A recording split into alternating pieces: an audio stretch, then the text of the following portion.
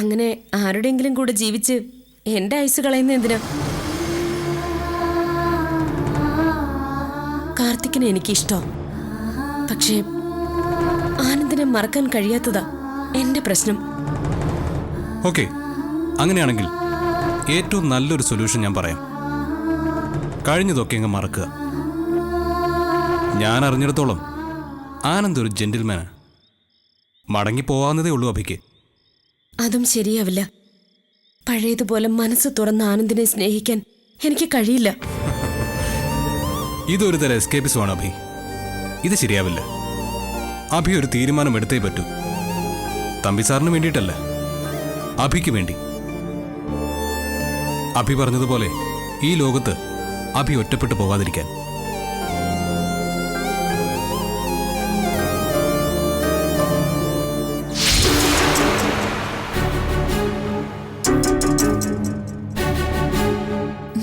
അമ്മേ, ഞാനൊരു കാര്യം ചോദിച്ചാൽ വഴക്കുണ്ടാക്കാൻ വന്നതാണെന്ന് പറയരുത്. നീ ചോദിക്കാൻ വരുമ്പോഴേ എനിക്ക് പേടിയാ. അതുകൊണ്ട് ചോദിക്കണ്ട. എന്ന് വെച്ച് ചോദിക്കാതിരിക്കാൻ പറ്റുമോ? എന്റെ സംശയം തീരണ്ടേ? ശരി, ഞാൻ ഇരുന്ന് തരാം. അമ്മ ഇന്ത്യൻ ഭരണഘടന വായിച്ചിട്ടുണ്ടോ? എന്തിന്? ഞാനെന്താ ജില്ലാ മജിസ്ട്രേറ്റ് ആവാൻ പോവാണോ? അല്ല, അതല്ല. ഒരു കുട്ടിയെ ദത്തെടുക്കുന്നതിന് ചില നിയമങ്ങളൊക്കെ ഉണ്ട്. എന്താ, നിനക്കിനി മക്കളുണ്ടാവില്ലെന്ന് ഡോക്ടർ പറഞ്ഞോ? അയ്യോ, എനിക്കല്ല, അമ്മയ്ക്ക്. ചെവിക്കുറ്റി നോക്കിയൊന്നും തന്നാലുണ്ടല്ലോ. അയ്യോ, അത് അമ്മ ഉദ്ദേശിക്കുന്ന പോലൊന്നും അല്ല. അതായത് ഇവിടുത്തെ 3 മക്കളിൽ ഒരാളെ അമ്മ ദത്തെടുത്തതാണല്ലോ.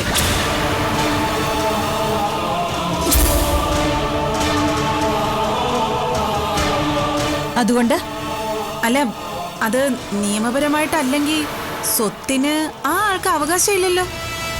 എന്നാര് പറഞ്ഞു? ഞാനല്ലേ അത് തീരുമാനിക്കേണ്ടത്? അല്ല, പാരമ്പര്യമായിട്ട് കിട്ടിയ സ്വത്താവുമ്പോ ഒറ്റയ്ക്കൊരു തീരുമാനം എടുക്കാൻ പറ്റത്തില്ല. വേണ്ട, ഇന്നു മുതല് ഞാൻ നിന്റെ അനുവാദം മേടിക്കാം. എന്നാണോ അമ്മേ ഞാൻ പറഞ്ഞത്? നീ എന്താ വിചാരിച്ചത് ഈ അഴകത്ത് വീടിനെ കുറിച്ച്? ഇവിടുത്തെ സ്വത്തുക്കളെ കുറിച്ച് എന്തറിയാം നിനക്ക്? എടി, അഴകത്ത് മേഞ്ഞ ആനകളുടെ പിണ്ടം വാരി വിറ്റ വിലയ്ക്ക് വാങ്ങാൻ നിന്റെ കുടുംബത്തെ. വെറുതെ വീട്ടിലിരിക്കുന്നവരെ പറയുന്ന എന്തിനാ? ആനപ്പിണ്ടം വാരലൊന്നും അല്ല ഞങ്ങളുടെ തൊഴില്. നിന്റെ ജോലി ഞാൻ പറയാം. അഴകത്തെ സുഖ സൗകര്യങ്ങളൊക്കെ അനുഭവിക്കുക, മൂക്കുമുട്ട തിന്നുക, എന്നിട്ട് കൂർക്കം വലിച്ചുറങ്ങുക. അല്ലാതെ കഷ്ടപ്പെട്ട് കുടുംബകാര്യങ്ങളൊന്നും അന്വേഷിക്കണ്ട. നോക്ക്, എനിക്ക് മക്കളും 3 എന്ന് വെച്ചാ മനസ്സിലായില്ലേ? 3 പേരും എന്റെ മക്കളാണെന്ന്. എടുത്ത് വളർത്തിയത് ആരെയാണെന്നറിയാൻ നീ തല പുണ്ണാക്കണ്ട. പുറത്തു പോ. ഇവിടെ നിന്ന് എന്താ കുഴപ്പം? ഇതെന്റെ മുറിയാ. ഒന്ന് പോയി തരുന്നുണ്ടോ?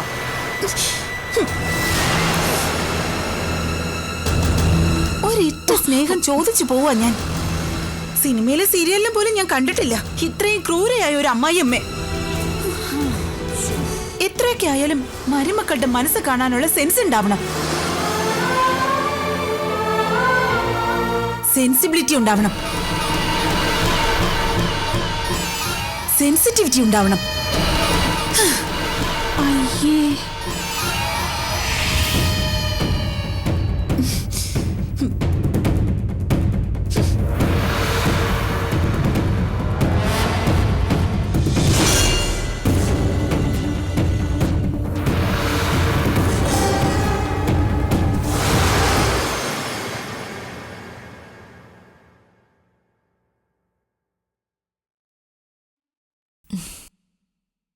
അമ്മയും മൈഥിലിയേട്ടത്തെയും കൂടി അവിടെ ഉഗ്രം ഗുസ്തി. അത് സ്ഥിരമുള്ളതല്ലേ. മിണ്ടാതിരിക്കുന്ന പട്ടിയുടെ വായില് കോലിട്ട് കടുപ്പിക്കാന്ന് കേട്ടിട്ടില്ലേ? ആ സ്വഭാവം ഏട്ടത്തിക്ക്. അമ്മ സഹിച്ചു മടുത്ത് കാണും. ഏട്ടത്തിയുടെ നാക്ക് ശരിയല്ല. പക്ഷേ ഇന്ന് പറഞ്ഞതിൽ ചെറിയ കാര്യമുണ്ട്. എന്താ? ഇവിടെ നിങ്ങൾ 3 മക്കളിൽ ഒരാള് അഡോപ്റ്റഡ് ആണ്. അത് ലീഗലായിട്ടുള്ള ഫോർമാലിറ്റീസ് കീപ്പ് ചെയ്യാതെ അഡോപ്റ്റ് ചെയ്തതാണെങ്കിൽ അയാൾക്ക് സ്വത്തിന് വേണ്ടി ക്ലെയിം ചെയ്യാൻ പറ്റില്ല. അമ്മ ഒരിക്കലും പറയില്ലാത്ത ഒരു രഹസ്യം അത്. പിന്നെ നമ്മളെന്ത് പേടിക്കാനാ? പറഞ്ഞാലോ? എപ്പോഴെങ്കിലും പറയാനുള്ള സാഹചര്യം ഉണ്ടായാലോ? അതപ്പോഴല്ലേ. അതെ, പക്ഷേ അമ്മ പറയുന്ന പേര് അനന്തുവിന്റെ ആണെങ്കിലോ?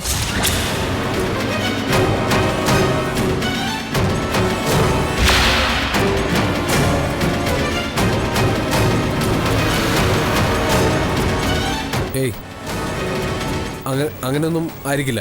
ഞാൻ ഇവിടുത്തെയാ, അഴകത്തെ ചോരയാ ഞാൻ. അതൊരു വിശ്വാസം മാത്രമാണ് അനന്തു. റിയാലിറ്റിയെ ഫേസ് ചെയ്യേണ്ടി വരുന്നത് അത് അനന്തു ആണെങ്കിൽ അതിനിപ്പോഴേ പ്രിപ്പയർഡ് ആയിരിക്കണം. നീ വെറുതെ ഓരോന്ന് പറഞ്ഞ് ടെൻഷൻ ആക്കല്ലേ. ടെൻഷൻ അടിപ്പിച്ചതല്ല, പക്ഷേ ഞാൻ ഉറപ്പിച്ചു പറയുന്നു, എന്നെങ്കിലും ഈ 3 പേരിൽ ഒരാൾ ഒറ്റപ്പെടും.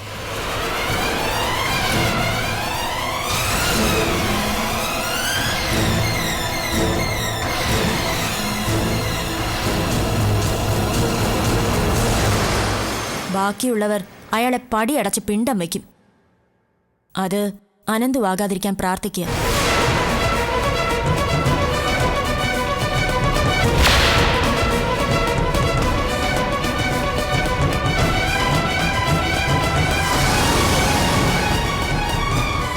അതല്ല ആണെങ്കിൽ തന്നെ അതറിയും മുമ്പ് സകല സ്വത്തിന്റെയും ഉടമയാവുക. എങ്ങനെ? ഇപ്പോഴേ ഷെയർ ചോദിക്കാനോ? വേണ്ട, ഉള്ള ഷെയർ കാത്തു സൂക്ഷിക്കണം. ഇപ്പൊ ബിസിനസ്സുകളെല്ലാം അനന്തുവിന്റെ അധികാരത്തിലാണ്. ഒരു പവർ ഓഫ് അറ്റോർണി കയ്യിലുണ്ട് താനും. അത് തിരുത്തി എഴുതപ്പെടരുത്. തിരുത്തി എഴുതാൻ പറ്റില്ല, അത് അച്ഛനെ ഏൽപ്പിച്ചതാ. അതിലൊന്നും കാര്യമില്ല. അമ്മയ്ക്ക് തിരുത്താൻ പറ്റും. അതിനു മുൻപ് നമ്മൾ എന്തെങ്കിലും ചെയ്യണം. നമ്മൾ എന്ത് ചെയ്യാനാ? ഇവിടെ അങ്ങനത്തെ വേർതിരിവൊന്നുമില്ല. ഉണ്ടാവൂ അനന്തു.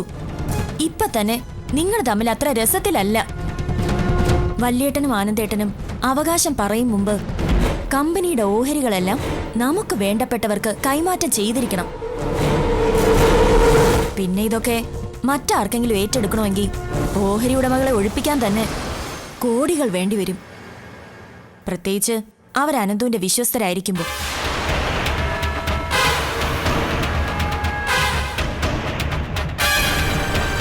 പഠിച്ച പാഠങ്ങളൊക്കെ വെച്ച് ഞാൻ പറഞ്ഞേ ഉള്ളൂ. കൈവിട്ട് കളിക്കാതെ കൈപ്പിടിയിൽ ഒതുക്കണം കാര്യങ്ങൾ. ശരിക്കൊന്ന് ആലോചിക്ക്.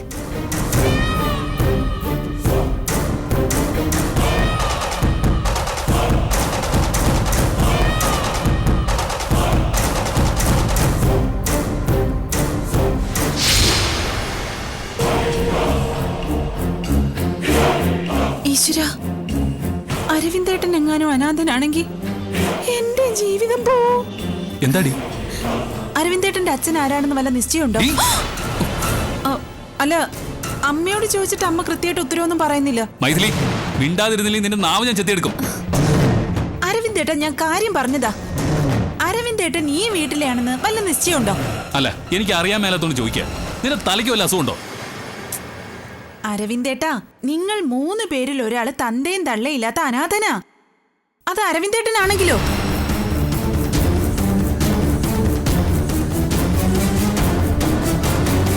അതാണോ കാര്യം? എന്തേ, അതൊരു കാര്യല്ലേ? നാളെ ഇവിടുന്ന് എങ്ങനെ ഇറങ്ങാൻ പറഞ്ഞാൽ ഞാൻ ഇറങ്ങത്തൊന്നുമില്ല. അഴകത്തേക്ക് എന്നെ കെട്ടിക്കൊണ്ടുവന്നേ. പിച്ചക്കാരിയായിട്ട് ഇറങ്ങിപ്പോവാനൊന്നും എനിക്ക് കഴിയില്ല. നീ എന്തിനാ മൈഥിലി ഇങ്ങനെ എഴുതാപ്പുറം വായിക്കുന്നേ? ഞാൻ ഈ വീട്ടിലല്ലാന്ന് നിനക്ക് സംശയമുണ്ടോ? സംശയിക്കാതെ പറ്റൂ അരവിന്ദേട്ടാ. 3-ൽ ഒരാളെ എന്തായാലും തെണ്ടിയാ, തെണ്ടി. അത് അരവിന്ദേട്ടനാണെങ്കിലോ?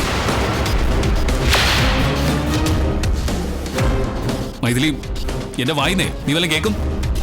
വെറുതെ ക്ഷമ പരീക്ഷിക്കില്ലേ? ആ, ഞാൻ എന്തായാലും പരീക്ഷിക്കുന്നൊന്നുമില്ല. പേടി കൊണ്ട് പറഞ്ഞു പോയെന്നേ ഉള്ളൂ. മൈഥിലി, കാശിന്റെ പുറകെ പോകുന്നതല്ല ജീവിതം. അങ്ങനെ ആണെങ്കിൽ തന്നെ നമ്മൾ സഹിച്ചേ പറ്റൂ. ഞങ്ങളെ അമ്മ 3 പേരെ 3ആയിട്ട് കണ്ടിട്ടില്ല. ഇനി അഥവാ അങ്ങനെ ഒരു പ്രശ്നം ഉണ്ടായാൽ തന്നെ ഇവിടെ ആരും അനാഥരാവത്തുമില്ല. ഇതൊക്കെ പറയാൻ എളുപ്പാ. സത്യം അറിയുമ്പോ ആർക്കായാലും വിഷമം ഉണ്ടാവില്ലേ? എന്തിനാ മൈത്രി? എനിക്കായാലും ആനന്ദിനായാലും അനന്തുവിനായാലും ജീവിക്കാൻ ബുദ്ധിമുട്ടൊന്നുമില്ല. സ്വന്തമായിട്ടൊരു ജോലിയുണ്ട്. ആരും പട്ടിണി കിടക്കത്തൂല. വെറുതെ കഞ്ഞി കുടിച്ച് കിടക്കാനൊന്നും അല്ലല്ലോ ഞാൻ അഴകത്തേക്ക് വന്നത്. അതെ, സ്ഥാനം വെച്ചിട്ട് ഞാനാ അടുത്ത അഴകത്തമ്മ. നീയോ? നീ ഈ കുടുംബത്തിന്റെ അധികാരം ഏറ്റെടുക്കാൻ മാത്രം പവർ ഉണ്ടോടി നിനക്ക്? പവറൊക്കെ ഉണ്ടാവും അരവിന്ദേട്ടാ. ദേ, ഈ ചുരിദാറൊക്കെ മാറ്റി അമ്മയെ പോലെ പട്ടൊക്കെ ഉടുത്തിരുന്ന എന്നെ കണ്ടാലും കുറച്ചൊക്കെ ലുക്ക് വരും. അതിനുവേണ്ടിയേ സാരി വരെ ഞാൻ വാങ്ങിച്ചു വെച്ചിട്ടുണ്ട്. എന്നിട്ടെന്താ ഉടുക്കാത്തത്? അത് ഇപ്പോഴൊന്നും അല്ലല്ലോ. അമ്മ മരിക്കട്ടെ.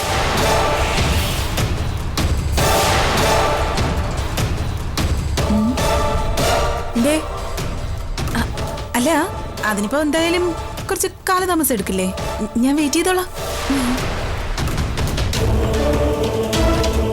എന്റെ ഈശ്വര, ഇവളെന്റെ അമ്മയെ കൊല്ലുവോ?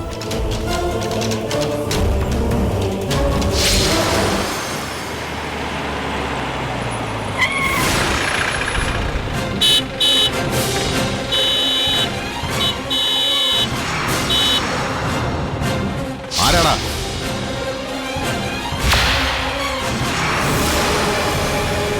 കൊട്ടേഷൻ വല്ലതുമാണോ? ആണെങ്കിൽ പറഞ്ഞിട്ട് ചെയ്യണം.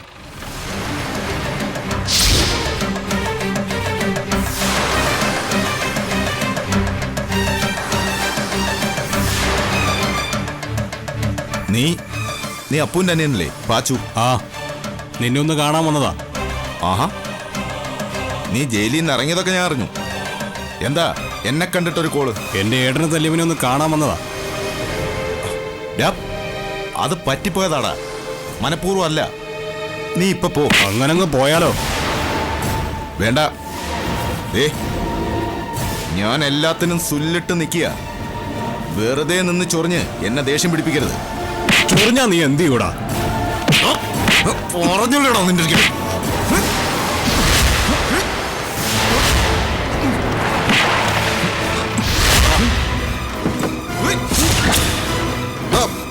പാച്ചു, വേണ്ട, വിട്.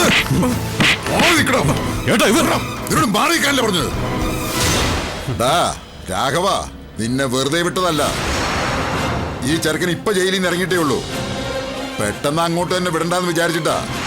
അല്ലെങ്കിൽ നീ ഇവിടുന്ന് പോവില്ല. അപ്പു, എനിക്കിപ്പോഴും നിന്നോട് ദേഷ്യമില്ല. പക്ഷേ ഇവനൊന്ന് എന്റെ മുമ്പിൽ വന്നു നിന്നിങ്ങനെ ഷോ കാണിക്കരുത്. ദേ, എന്റെ ഒരു രോമത്തിൽ തൊട്ടാ ഇവന്റെ കൊരവള്ളി ഞാൻ പൊട്ടിക്കും. വണ്ടി എടുത്ത് മാറ്റാം. വണ്ടി എടുത്ത് മാറ്റ്.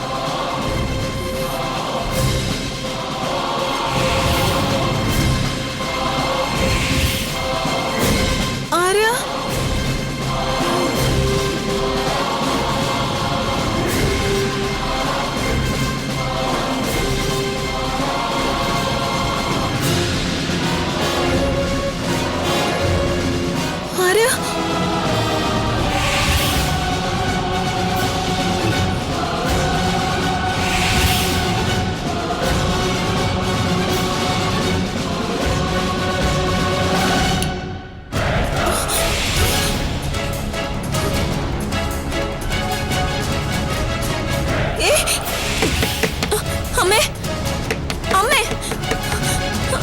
അമ്മേ എന്താ എന്താ വിളിച്ചത്? എന്ത് പറ്റി? അവിടെ അറപ്പുരയില് അവിടെ എന്തോ ശബ്ദം കേട്ടു ഞാൻ. എന്താടി എന്താടി നീ ഇവിടെ? അമ്മേ ഞാൻ ഓടി. ദേ, ആരോ അവിടെ. അയ്യോ, എന്തിനാ നീ ഓടിയേ? അതെ, ഒരു നിഴൽ അങ്ങോട്ട് ഓടുന്ന കണ്ടു. പിന്നെ ആരോടാനാ? ഈ പാതിരാത്രിക്ക് നീ എന്തിനാ ഇവിടെ വന്നത്? വെള്ളം കുടിക്കാൻ പരവേശം എടുത്തപ്പോ. ഏട്ടത്തി മുറിയിലേക്ക് വെള്ളം എടുത്തോണ്ടല്ലേ പോവാറ്? ഇന്ന് എടുത്തില്ലായിരുന്നു. സത്യം അമ്മേ. ശ്ശോ, ആരോ ഓടുന്നത് ഞാൻ കണ്ടായിരുന്നു. നീ അറപ്പുരയുടെ ഭാഗത്തേക്ക് പോയോ? ഇല്ല, അവിടുന്നല്ലേ ആരോ ഓടി വന്നത്. അല്ലെങ്കിലും ഏട്ടത്തി എപ്പോഴും ആ ഭാഗത്ത് തന്നെയാ. ഡി, സത്യം പറ, നീയല്ലേ ഇപ്പൊ ഓടിയത്? ഞാനോ? ഈ ഏട്ടത്തിക്ക് എന്താ ഭ്രാന്ത് പിടിച്ചോ? അല്ലെങ്കിൽ തന്നെ എനിക്ക് സംശയമുണ്ട്. ഒന്നുകിൽ ഇവൾക്ക് വട്ട്, അല്ലെങ്കിൽ ഇവൾക്ക് മോഷണ തൊഴില്. അമ്മേ, ഇങ്ങനെ മനസാക്ഷി ഇല്ലാതെ സംസാരിക്കരുതേ. എന്റെ നിഷ്കളങ്കത ഒന്നും മനസ്സിലാക്കി മിണ്ടി പോവരുത്. ഓർക്കത്തിൽ പോലും എനിക്ക് സ്വൈരമില്ലല്ലോ എന്റെ ഈശ്വര. ഈ വീട്ടിൽ നിന്ന് എന്തെങ്കിലും കളവ് പോയാ നിന്നെ ഞാൻ പോലീസിനെ കൊണ്ട് പിടിപ്പിക്കും. ഓർത്തോ?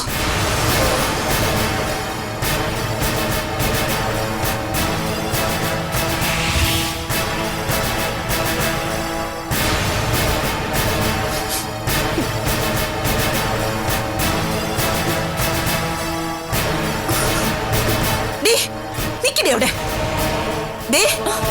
നീ ആയിരുന്നില്ലേ അത്? അല്ല, ഇനി ആണെങ്കിൽ തന്നെ നിനക്കത് തെളിയിക്കാനും പറ്റില്ല. നീ മിക്കവാറും അകത്തു പോകും മൈഥിലി. നിന്നെ പറപ്പിക്കാനുള്ള കാറ്റ് വീശി തുടങ്ങി.